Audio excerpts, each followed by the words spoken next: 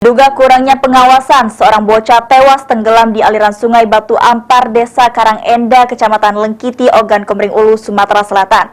Tragisnya, korban ditemukan dalam kondisi tidak bernyawa oleh orang tuanya sendiri.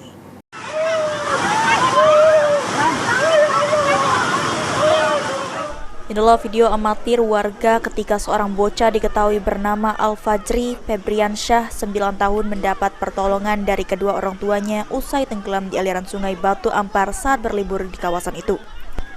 Orang tua korban yang juga berada di lokasi kejadian bahwa sempat pingsan melihat korban sudah tidak bisa diselamatkan.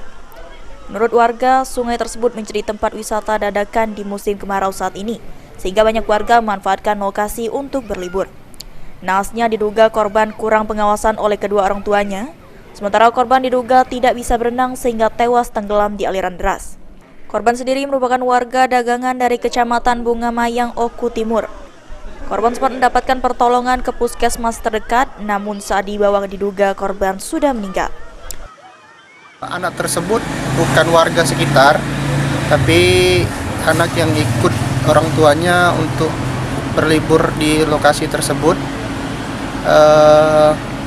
Namun pada saat kejadian tersebut orang tuanya lagi makan di seputaran sungai tersebut, sehingga anak tersebut tidak lepas dari pengawasan kedua orang tuanya.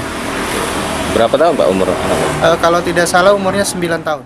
Kejadian tersebut terekam kamera ponsel warga pada Kamis sore kemarin.